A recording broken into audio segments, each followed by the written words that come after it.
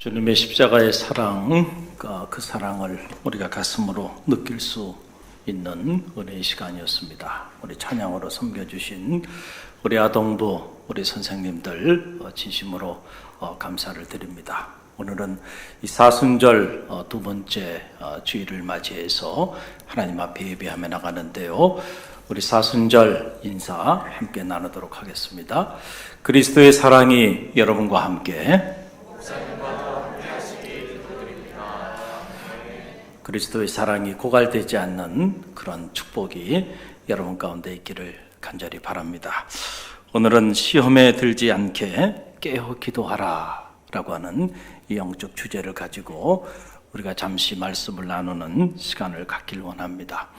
우리가 살면서 보면 참 마음이 힘들 때가 있죠. 특별히 우리가 복음서를 통해서 주님의 생애를 이렇게 성찰해 보면 주님도 마음이 무너지고 너무너무 힘이 드셔서 견딜 수 없는 고통 가운데 자리했던 적도 있었던 것을 알 수가 있습니다. 십자가를 짊어지셔야 되는 그 사명 앞에서 주님의 마음이 무너져 죽게 되었다. 오늘 성서는 그렇게 기록하고 있는 것을 보게 돼요. 얼마나 그 십자가의 길이 주님에게도 감당하기 어려운 길이었는가를 우리는 이 대목을 통해서 읽게 되는 겁니다. 그 주님께서 우리를 향해서도 누구든지 나를 따라오려거든 자기를 부인하고 자기 십자가를 지고 나를 쫓을지니라 말씀하여 주셨는데, 오늘 우리 각자에게 맡겨진 십자가를 짊어지며 나가는 일이 생각만큼 그렇게 결코 쉽지는 않다. 그러나 주님께서 우리에게 그 본을 보여주셨고 어떻게 우리에게 맡긴 그 십자가의 사명을 짊어져야 하는지 그 길을 다 가르쳐 주셨기 때문에 우리는 능히 용기를 가지고 그 길을 담대히 걸어갈 수가 있는 것이죠. 여러분, 마음이 무너지고 또 무너지고, 그래서 심지어 주님의 마음이 죽을 지경이 된 그 지경에 주님의 선택은 하나였습니다. 기도하는 일이었어요. 무엇을 선택했다고요? 기도를 선택했다. 그 마음을 추스리기 위해서. 그래서 오늘 말씀은 바로 그때를 배경으로 한 말씀인데,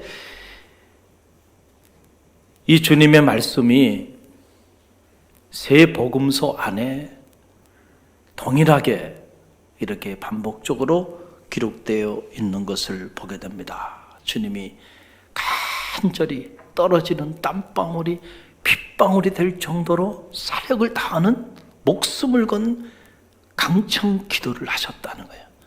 그 무너지는 마음, 죽을 지경이 된 그 마음을 추스리기 위해서 주님이 떨어지는 땀방울이 핏방울이 될 정도로 사력을 다하는 그런 기도를 하셨다는 거죠.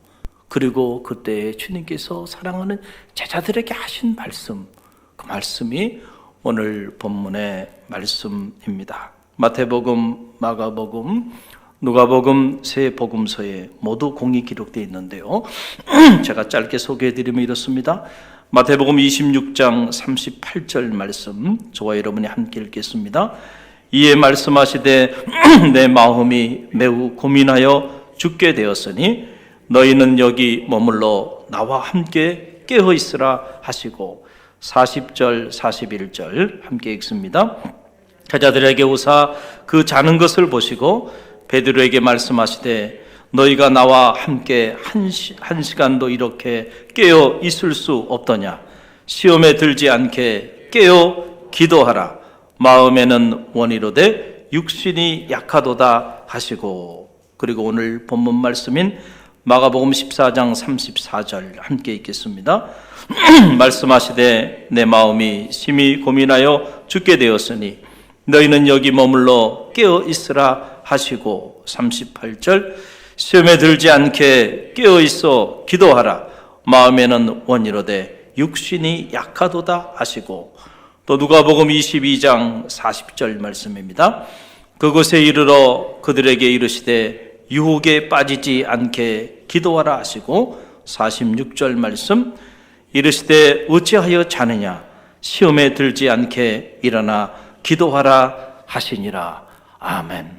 이 복음서 안에 이 말씀이 세 군데 다 공히 기록되어 있는 모습을 보게 되고, 마태복음, 마가복음, 누가복음을 우리가 이렇게 비교해 보면 공통적으로 주님이 하신 말씀, 주님의 마음이 무너져 죽게 되었다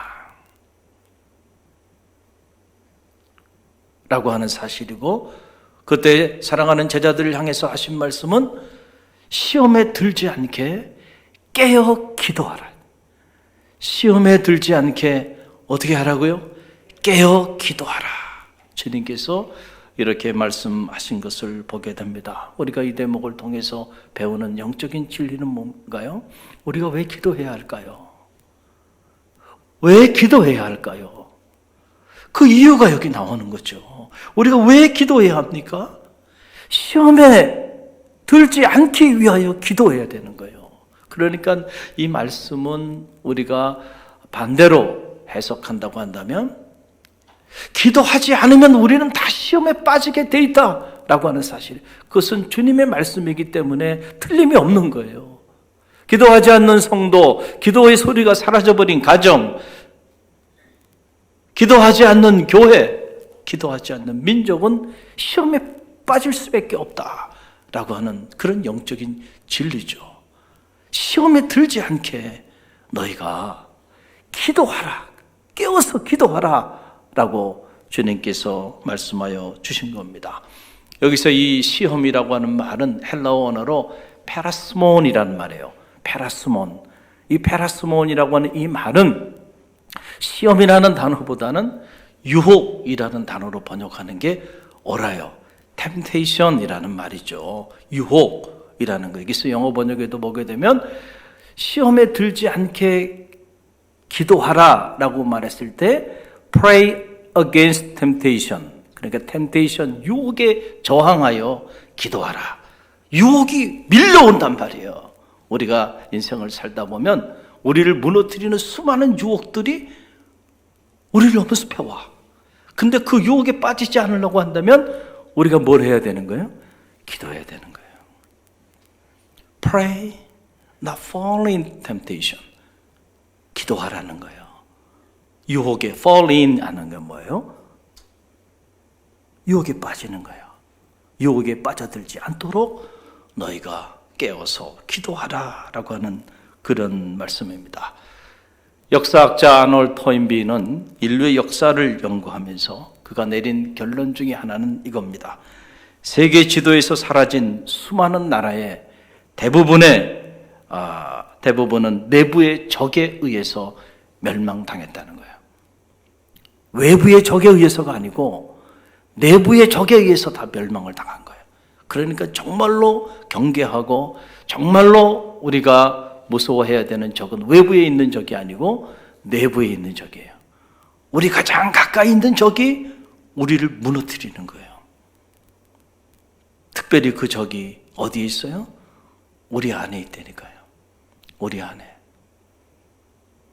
나태하고 게으르고 교만하고 그리고 탐욕과 정욕과 불신앙과 시기와 질투와 이런 온갖 우리 삶을 무너뜨리는 이런 육신적인 유혹들이 우리 안에 끊임없이 꿈틀거리며 우리를 무너뜨리고자 마치 활화산이 그 깊은 곳에서 부글부글 끓고 있듯이 말이죠. 사탄은 그런 우리 내면에 있는 그런 육신적인 그런 유혹들을 자극하고 충동해서 우리 삶을 무너뜨리게 만드는 거예요. 시기하는 마음, 투기하는 마음을 자극합니다. 교만한 마음을 자극해요. 게으르고 나태한 삶을 자극해서 우리 삶을 무너뜨리게 하고 불신앙과 두려움과 불안과 온통 이런 마음들을 자극해서 우리 삶을 무너뜨리게 만든다라고 하는 그런 사실입니다. 그래서 이런 것들로부터 우리가 이겨내기 위해서, 이런 유혹에 우리가 빠지지 않기 위해서, 이런 시험에 빠져서 허덕이지 않기 위해서는 깨어서 기도해야 한다는 거예요. 할렐루야. 다른 길이 없어요. 깨어서 하나님 앞에 기도하는 일 밖에는 우리가 이런 유혹으로부터 벗어날 길이 없다라고 하는 그런 사실입니다. 여러분 가만히 보면 신앙의 실패는 결국은요, 기도의 실패에서부터 시작되는 거예요. 저는 바라기에 여러분의 신앙생활이 시간이 지날수록 영화로워지기를 간절히 바랍니다. 더 성화로워지기를 간절히 바랍니다. 그래서 날이 갈수록, 해가 갈수록 여러분이 더 그리스도의 완전에 이르는 축복이 있기를 간절히 바랍니다. 그러나 모든 사람이 그런 건 아니에요. 멋있게 신앙의 길을 출발했지만, 그러나 이런저런 시험에 빠져서 결국 배교자가 되고 공동체를 배신하고 주님을 배신하고 그리고 주님 곁을 떠나는 이들도 있는 것이 사실이에요. 왜 실패하는가? 왜 시험에 빠졌는가? 영적으로 분석해 보면 다른 사람 때문이 아니에요. 내가 깨어서 주님 앞에 기도하지 못한 이유다는 거예요. 할렐루야! 내가 주님께 깨어 기도할 수 있었다고 한다면 주님께서 이 모든 유혹으로부터 나를 건져주셔서 오히려 시험에 빠져 허덕이는 인생이 아니고 그리스도의 능력을 나타내는 능력 있는 그리스도인의 삶을 살게 해 주셨을 것이다 라고 하는 사실이죠. 여러분 여기서 깨어있다 라고 하는 말은 그럼 무슨 말일까요? 그레고레오 라고 하는 말이에요. 이 말은 지켜보다, 주시하다, 망보다, 방심하지 않다, 깨어있다 이런 말이에요. 이 말이 그레고레오라고 하는 말인데 이 말은 히브리어 샤카드라고 하는 말에서 온 말이에요. 그 히브리어 샤카드를 헬라어로 번역해서 그레고레오라고 하는 말로 번역한 거고 그 말을 한글로 번역해서 깨어있다라고 이렇게 번역을 한 거예요. 그럼 이 샤카드라고 하는 말, 그 말의 의미는 바로 뭐냐면은 여러분 그 파수꾼이 성벽을 이렇게 지키잖아요. 예루살렘 성벽을 봐도 그 성벽 위에 사람이 이렇게 지나갈 수 있게끔 이렇게 돼 있어요. 그리고 중간중간에 망대들이 세워져 있습니다. 그래서 적들이 이렇게 쳐들어 오는지 쳐들어 오지 않는지 파수꾼을 세워. 그래서 그 파수꾼들이 항상 깨어서 주시해 보는 거예요. 망 보는 거예요. 정신을 바짝 차리고 적들이 오는지 안 오는지를 예의주시하고 보고 있는 거예요. 이것이 샤카드라고 이렇게 말하는 거예요. 그러니까 시험에 들지 않게 깨어 기도하라 라고 하는 말은 전인적인 의미를 가지고 있는 거예요. 육적으로도 파수꾼이 잠들면 안 되죠. 정신적으로도 파수꾼이 다른 데 정신을 팔리고 있으면 안 되잖아요. 정신을 바짝 차려야 돼요. 오늘 주님은 영적으로도 우리 영혼이 잠들어 있으면 안 된다는 거죠. 언제 적들이 쳐들어올지 몰라요. 언제 우리 자녀들을 무너뜨리고 우리 가정을 무너뜨리고 내 인생을 무너뜨리고 우리 믿음의 공동체를 무너뜨리고 이 나라와 민족을 무너뜨릴지 모르는데 그런 어두운 적들이 언제 쳐들어올지 모르는데 정신을 차리고 파수꾼을 세워야 되는 거예요. 가정에도 파수꾼을 세우고 직장에도 사업장에도 하나님의 교회도 영적인 파수꾼이 잠들지 않고 깨어서 닥쳐올 위기를 준비하고 닥쳐올 위기를 예비해야 한다네. 할렐루야. 그 사랑하는 제자들에게 너희들이 지금 잠들어 있을 때가 아니고 시험에 들지 않게 깨어 기도하라. 앞으로 너희들에게 어떤 시련이 올지, 어떤 위기가 올지, 어떤 고난이 올지 너희 삶을 송두리째 무너뜨리고 너희 믿음의 길을 완전히 무너뜨려버리는 이런 무서운 위기가 너희들에게 닥쳐오게 될 텐데 너희가 지금 기도로 준비해야 될 텐데 잠들어 있으면 안 되지 않느냐 라고 하는 그런 주님의 말씀인 것입니다. 기도의 실패가 결국 삶의 실패를 가져와요. 틀림없습니다. 기도의 줄을 놓치지 않는 성도들이 되시길 바랍니다. 여러분의 가정에도 기도의 소리가 사라지지 않기를 간절히 바랍니다. 우리 갈릴리 교회도 내 집은 만민이 기도하는 집이라 그랬는데 이 거룩한 성전에 기도의 향기가 가득 흘러 넘치는 축복이 있기를 간절히 바랍니다. 기도가 사라진 성도, 기도의 소리를 잃어버린 가정, 기도의 향기가 더 이상 나타나지 않는 교회, 다 시험에 빠져 있어요. 틀림없습니다. 그건 보지 않아도, 그 안에 들어가 보지 않아도 기도의 줄을 놓친 성도가 어떻게 시험에 안 빠질 수 있겠는가? 이미 시험에 빠져 있다니까요. 시험에 빠져 있는 거예요. 그 가정도 그렇고 그 교회도 마찬가지죠. 시험에 빠지게 돼 있다. 마치 이것은 빛이 없는데 어떻게 어둠이 자리하지 않을 수 있겠는가? 어둠은 빛의 부재인데 빛이 사라지면 반드시 찾아오는 것이 뭐예요? 어둠입니다. 오늘 저와 여러분이 이렇게 서로 얼굴을 마주 보면서 하나님 앞에 예배드릴 수 있는 것은 이 자리에 지금 빛이 있기 때문에 그래요. 그러나 이 빛이 사라지면 한순간에 칠흑 같은 어둠이 이곳에 드리워지게 돼 있어요. 마찬가지예요. 기도가 사라지면요, 그때부터 우리는 시험에 빠지게 된다라고 하는 거예요. 온통 육신적인 불안과 근심, 걱정과 좌절과 절망, 온통 이런 것들로 사로잡히고요, 육신적인 욕망을 따라 살아가다가 무너지고 넘어지고 엎어지고 만신창이가 되고 마는 거예요. 그래서 우리가 깨어서 기도해야 되는 거예요. 깨어 기도하지 못했던 제자들, 그 결과 어떻게 되었나요?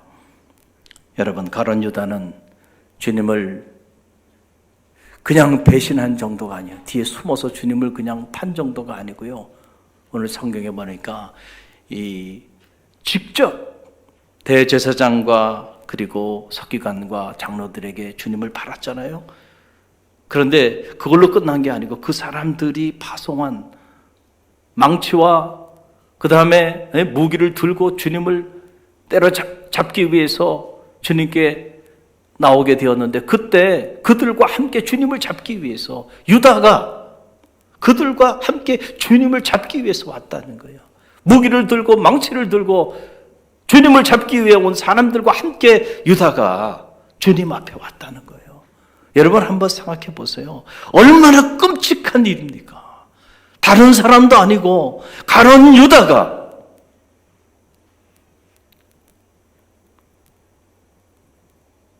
기도하지 않으니까 무너지는 거예요. 베드로는 주님이 붙잡히시자 공회 앞에서 주님을 3번이나 부인합니다. 나는 저 사람이 누군지 모른다고 부인해요. 근데 그냥 부인하는 게 아니고 성경을 자세히 들여다보니까 저주하고 맹세하여, 누구를 저주하고 맹세했다는 거예요? 주님을 저주했어요. 그 베드로가 불과 얼마 전에 어떤 사람이었어요? 다른 사람은 다 주님을 떠나도 나는 결코 주님을 떠나지 아니하리라. 저는 그리스도시요 살아계신 하나님의 아들입니다.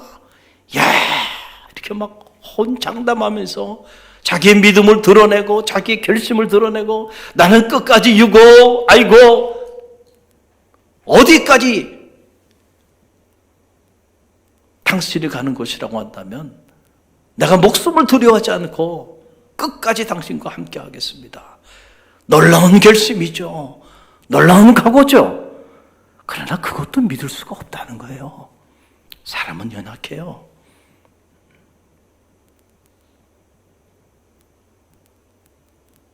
정작 주님이 붙잡히시자 그 고난 앞에서 베드로가요, 그냥 모른다고 한 것이 아니라 그렇게 혼장담했던 그 사람이 오히려 주님을 저주하고 맹세하면서 3번씩이나, 그리고 주님 곁을 떠난 거예요.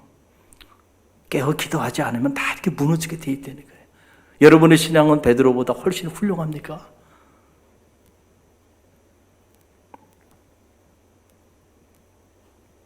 깨어 기도하지 않으면 성직자도 마찬가지고 성도도 마찬가지고 다 이렇게 무너지게 돼 있어요. 틀림없습니다.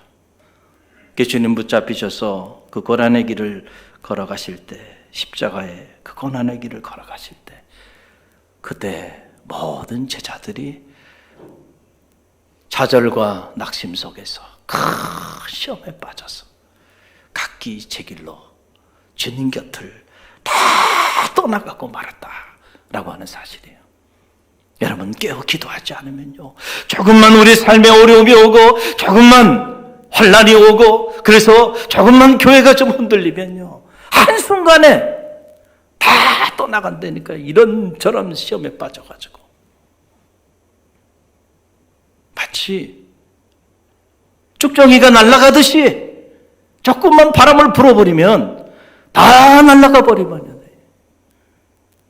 깨어 기도하지 않으면 그렇게 되는 거예요. 그 깨어 기도하지 않는 성도를 어떻게 신뢰할 수 있을까요? 깨어 기도하지 않는 주의 종을 어떻게 여러분은 신뢰하고 주의 종의 메시지를 듣고 영적인 꼴을 먹습니까? 깨어 기도하지 않는 믿음의 공동체를 어떻게 여러분들이 의지하고 살아갈 수 있겠나요? 깨어 기도해야 한다라고 하는 그런 사실이에요. 그러면 왜 제자들이 당시에 깨어 기도하지 못했을까? 주님이 이렇게까지 말씀하셨는데, 내 마음이 무너져 죽게 됐다고까지 얘기하면서, 주님 입장에서 보면 적어도 베드로와 야고보와 요한만큼은 깨어서 기도할 줄 알았어요. 다른 제자들은 그래도 그래 잠들 수 있지, 그 사람들은. 그러나 적어도 베드로와 야고보와 요한, 특별히 주님께서 사랑했던 제자들이고, 그 베드로와 야고보와 요한은 이 복음서에 보게 되면 그들은 더 가까이 주님께서 그들을 데리고 당신의 그 무너지는 마음을 그들에게 다 자기 속마음까지 다 드러내 보여줬던 사람들이에요. 다른 제자는 몰라도 이 세 제자만큼은 함께 깨어서 기도할 줄 알았더니 그들도 다 잠들어 버리고 말았어요. 왜 그랬을까? 왜 그랬을까? 오늘 성경에 보게 되면 그 이유가 나오죠. 바로 뭡니까? 육신이 연약해서 그래요. 육신이 연약했다. 그래서 시험에 들지 않게 깨어 기도하라. 마음에는 원이로되 육신이 약하도다. 할렐루야.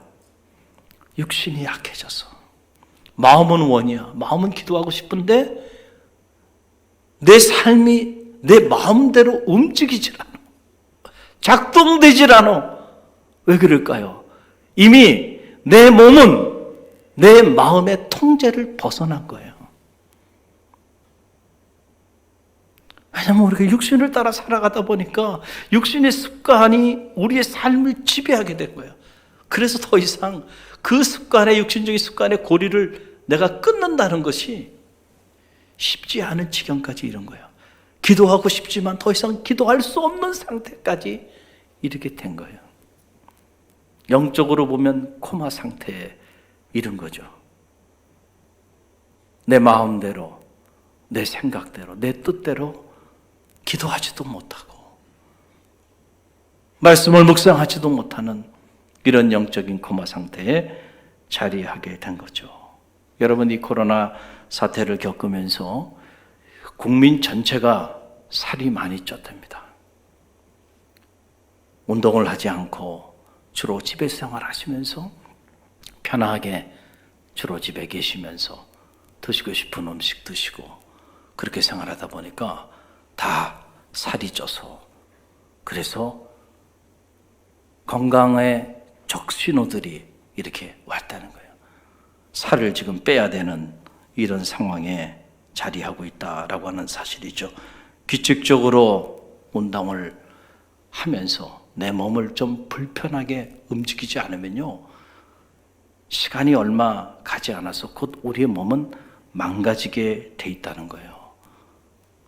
여러분, 이 건강도, 이 육체도 하나님 우리에게 주신 거기 때문에 이거를 1차적으로 잘 관리해야 되는 1차적인 책임이 우리 자신에게 있어요. 할렐루야. 여러분의 육체를 잘 관리하시기를 바랍니다. 그것도 사역이에요. 그것도 중요한 일이에요. 그래서 여러분의 육체, 하나님이 허락하는 범위 안에서 건강하게 이렇게 여러분이 사시길 원한다고 한다면 여러분의 몸을 좀 불편하게 하셔야 돼요. 여러분의 몸을 좀 괴롭혀야 돼요. 그래야 여러분이 건강하게 사실 수 있다니까요. 엘리베이터도요, 가급적 이용하지 마시고요, 걸어 올라가세요. 걸어 올라가세요. 고통이 좀 수반됐죠? 걸어 올라가는데. 걸어 올라갔어요. 그리고 아무리 귀찮아도 하루에 10,000보 정도는 평지에서 걸으세요. 그 정도는 여러분들이 운동을 하셔야 여러분의 건강이 유지될 수 있다라고 하는 거예요. 여러분의 몸이 편한 대로 자꾸 그냥 여러분의 몸을 내버려 두시고 자꾸 편한 길을 선택하기 시작하면 얼마 있지 못해 여러분의 몸은 참 회복하기 어려울 정도로 망가지고 무너져 버리고 만다는 거예요. 영적인 삶도요, 똑같습니다. 영적으로 여러분들이 신앙생활에 성공하기 위해서는요, 좀 힘들어야 돼, 신앙생활이. 신앙생활이 너무 편해요? 위험합니다. 위험해. 여러분의 지금의 이 신앙생활이 불편해야 돼요. 신앙생활 하시면서 좀 몸에 땀도 나야 되고요. 고통도 좀 따라와야 돼요. 그래야 여러분의 영혼이 산다라고 하는 사실입니다. 여러분이 매일 기도하는 일, 쉬운 일이 아니에요. 영적으로는 때로는 고통이 따라올 수도 있어요. 왜냐하면 자꾸 우리가 육신적인 시간을 갖기를 열망하기 때문에. 그래서 우리의 삶을 가만히 두면 영적인 삶으로 흘러가기보다는 육신적인 삶으로 흘러갈 가능성이 훨씬 커요. 왜냐하면 그 육신적인 삶이 끌어당기는 존재의 무게가 더 무겁기 때문에.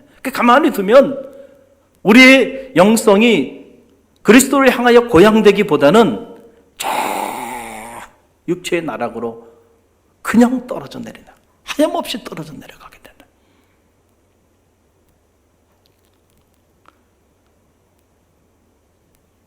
우리가 그것을 견뎌내면서 그리스도를 향하여 매일 여러분들이 시간을 정해놓고 기도하고 매일 하나님의 말씀을 묵상하고 그리고 여러분의 삶의 자리 속에서 복음을 전하고 그리스도인으로서의 섬김의 삶을 사는 일, 결코 쉬운 일이 아니에요. 여러분 안에 때로는 갈등도 있고 어려움도 있고 때로는 고통도 느껴지기 시작할 거예요. 그러나 그런 갈등, 그런 고통, 그런 어려움이 여러분에게 많이 있으면 있을수록 시간이 지나고 나면 여러분이 훨씬 더 영적으로 건강한 사람이 돼 있는 그런 여러분 자신을 발견하게 될 겁니다. 할렐루야. 할렐루야. 편한 것이요, 우리 삶을 살리는 게 아니에요. 육체적으로나 영적으로 편하고 안락한 거, 그건 세상 사람들이 우리를 유혹하는 것들이죠. 세상의 문명의 이기가 자꾸 편한 것으로, 더 편한 것으로, 더 편한 것으로 여러분을 인도해요. 그걸 거부해야 삽니다. 할렐루야. 할렐루야.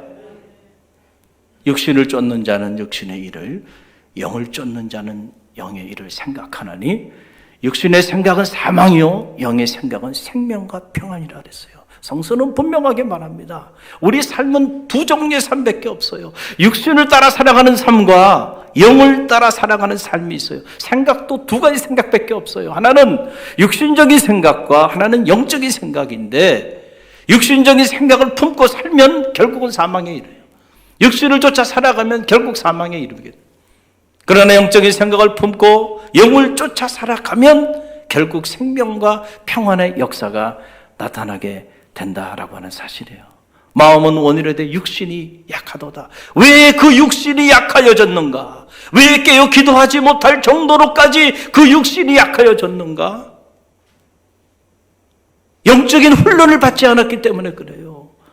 영적인 삶을 위해서 땀을 흘리고 영적인 삶을 위해서 움직이지 않았기 때문에, 영적인 삶을 위해서 여러분 스스로 신앙생활의 고통을 선택하지 않았기 때문에 영적인 근육이 생기지 않은 거예요. 그래서 여러분의 삶이 육신적인 습관의 노예가 돼서 그 육체가 끌어당기는 그 힘에 저항하지 못해서 내 마음과는 다르게 끌려다니는 거예요. 육체의 종로를 타고 있는 거죠. 그래서 1시간도 나와 함께 기도하지 못하겠느냐? 어떻게 1시간도 나와 함께 기도하지 못하느냐? 주님이 이렇게 베드로를 향하여 탄식하게 됐다는 거죠. 깨어 기도하지 않으면요, 우리는 다 무너지게 돼 있다는 거예요. 영적으로 깨어 기도하는 성도들이 되시기를 간절히 바랍니다. 그래야 살 길이 열려요. 그래야 살 길이 열려요. 2002년 영국 BBC 방송이 영국인 100만 명을 대상으로 갤럽 조사를 했습니다. 설문 내용은 이겁니다. 영국 역사상 가장 위대한 지도자가 누구인가? 라고 하는 사실이에요. 100만 명을 대상으로 이 BBC 방송이 이렇게 설문조사를 했는데 1위가 윈스턴 처칠입니다. 그런데 우리 생각과는 다르게 윈스턴 처칠의 그의 젊은 시절 그 삶을 보면 우리가 생각하는 것만큼 그렇게 존경받을 만한 그런 인물은 아니었던 것으로 우리가 알게 돼요. 학창시절 생활기록부를 보면 엉망이었습니다. 품행이 나쁘고 믿을 수 없는 아이, 희망이 전혀 없으며 다른 아이들과 싸움질만 일삼는 문제와, 이게 지금 윈스턴 처칠에 대한 학창시절 생활기록부예요. 성적도 초라했답니다. 지리 같은 경우, 지리를 어떻게 이렇게 몰랐을까? 이 지리 성적이 거의 낙제 정도 수준이었다고 합니다. 그래서 그가 샌더러스트 육군 사관학교에 입학하게 되는데 그것도 3수에 걸쳐서 겨우 입학하게 된 거예요. 3수를 해서. 그런데 어떻게 지금 섹스피어를 제치고 영국 사람들이 가장 존경하고 가장 흠모하는 그런 인물이 될 수 있었을까? 그 가운 날 주님을 만나고 그의 삶이 완전히 뒤집어진 거예요. 그래서 국회에서나 또는 어떤 자리에서나 힘들고 어려운 일들이 그에게 닥칠 때마다 그는 언제나 하나님 앞에 무릎을 꿇고 기도할 줄 아는 기도의 사람으로 그가 변화된 거예요. 그 전쟁터에서도 국회에서도 이런저런 논쟁이 일어나고 이런저런 문제들이 앞에 닥쳐질 때에 그때 그는 침묵하며 하나님 앞에 소리 없이 간절히 하나님의 도움을 구하는 그런 기도의 사람으로 그의 삶이 변화된 거예요. 그래서 실제로 2차 세계대전이 끝날 때쯤에 이릅니다.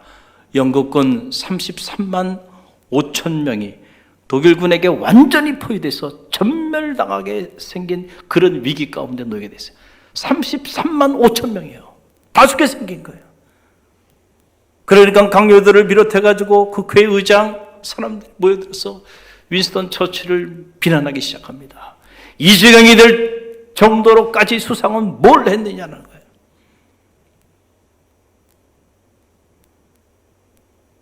그런데 비난을 받고 있는데 그 자리에서 눈을 감고 졸고 있는 윈스턴 처칠의 모습을 보고 국회의장이 나무랬다는 거죠. 대체 지금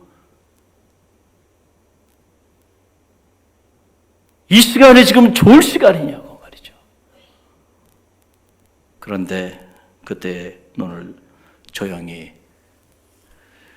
뜬 윈스턴 처칠이 하는 말이 이렇게 말을 했다는 겁니다. 저는 졸지 않았습니다. 전능하신 하나님께 나라를 위해 기도했습니다. 그런데 그 말이 빈말이 아니고요.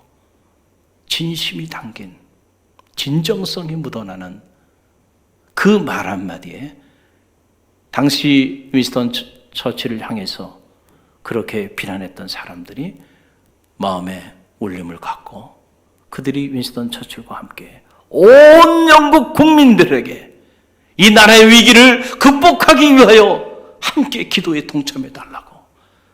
그래서 전 국민을 상대로 기도의 날을 선포하고 33만 5천 명이 죽임을 당하게 된 이 위기 순간에 영국 전 국민이 하나님 앞에 기도하기 시작했어요. 그랬을 때 정말로 놀라운 기적 같은 일이 일어난 거예요. 그들이 포위된 그 작게 지역에 갑자기 엄청난 폭우가 쏟아지기 시작하면서 독일군의 그 엄청난 전차들이 땅이 너무 질퍽질퍽해가지고 전차가 제대로 작동을 하지 못하게 되고 그리고 폭우가 오고 바람이 너무 강하게 불고, 그래서 비행기가 뜨지를 못하고, 그래서 그 틈을 타서 33만 5천 명이나 되는 영국군이 그 포위망에서 빠져나오게 됐다는 거죠. 할렐루야. 그래서 실제로 역사가들은 후에 이렇게 그때 일을 상기하면서 기술을 하고 있습니다. 위기에 처한 영국을 구원한 것은 처칠 수상의 탁월한 영적 지도력 때문이었다. 위기 가운데서 모든 것을 전능하신 하나님께 맡기고 기도할 수 있었던 그의 믿음 때문에 가능하였다는 역사가의 기록입니다. 위기 가운데 처해 있을 때, 그래서 더 이상 우리 힘으로 어찌할 바를 모를 때, 우리 힘으로 어떻게 할 수 있는 길이 없을 때, 그때는 우리가 하나님께 모든 것을 내어 맡기고 하나님의 도움을 구하는, 바로 그때는 깨어 기도할 때인 거죠. 할렐루야. 여러분도 정말 그런 믿음이 있습니까? 사랑하는 성도 여러분, 우리는 지금 교회력으로 사순절을 보내고 있습니다. 그리고 민족적으로는 내일이면 3.1절 102주년을 맞이하게 되죠.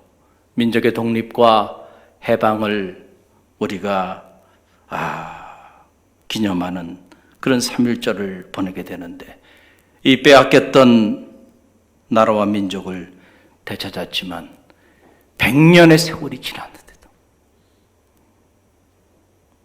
아직도 분단의 아픔을 겪고 있어요. 참, 전 세계 어디에도 이런 나라, 이런 비운의 나라, 이런 비극적인 민족 분단의 아픔을 겪고 있는 나라가 또 어디 있겠냐라고 하는 사실이죠. 얼마나 가슴 아픈 현실이에요. 특별히 코로나 사태로 인해서 지난해부터 전 국민이 너무도 힘든 시간들을 보내고 있습니다. 이때 우리가 뭘 해야 할까요? 우리 갈릴리 교회는 이 땅의 치유와 회복을 위한 간절한 열망을 가슴에 품고 십자가 앞에 나가는 영적인 운동을 전개하고 있습니다. 하루에 1시간 말씀과 기도로 이 땅의 치유와 회복을 위하여 하나님 앞에 기도하며 나가는 거룩한 영적인 행진을 지금 진행하고 있습니다. 많은 성도들이 새벽을 깨우며 온라인 혹은 오프라인으로 이 거룩한 영적인 행진에 동참하고 있습니다. 벌써 여기저기서 많은 간증들이 이렇게 터져나오고 있어요. 목사님, 이 성회가 저를 위한 것이었던 것 같아요. 여기저기서 성회에 참여하면서 영적인 도전을 받고, 그리고 영적인 하나님의 살아계심을 체험하면서 이런 간증들을 하고 있는 모습을 보게 됩니다. 감사하죠. 희망이 보이는 거예요. 가정의 희망이 보이고 교회의 희망이 보이고, 그래도 하나님이 나라와 민족에 저 기도하는 저 성도들의 의인 10명이 없어서 소돔과 고모라 성이 멸망당했는데 저들을 이 시대의 의인으로 하나님이 세워주셨으니 저는 희망이 있다고 생각합니다. 할렐루야. 여러분 모두도 여러분의 삶의 자리에서, 또 여러분이 함께 오프라인으로 함께 하실 수 있는 분들은 함께 동참하셔서, 지금은 우리가 잠들어 있을 때가 아니고 깨어서 기도할 때임을 여러분 꼭 기억하시고요. 더 늦기 전에 여러분의 자녀를 위하여 깨어 기도하는 믿음의 부모가 되시길 바랍니다. 더 늦기 전에 여러분의 가정을 위하여 깨어 기도하세요. 더 늦기 전에 여러분이 섬기고 있는 이 갈릴리 교회를 위하여 깨어 기도하는 성도들이 되시길 바랍니다. 그리고 이 땅에 많은 교회들이 어려움을 겪고 있는데 이 땅에 무너진 교회들이 회복되어질 수 있도록 기도하고요. 이 나라와 민족을 위해서도 깨어 기도하는 사순절이 되기를 주님의 이름으로 간절히 축원드립니다. 그럴 때 이 위기는 반드시 새로운 기회의 문을 여는 축복의 디딤돌이 될 줄로 믿습니다. 우리 함께 기도합니다.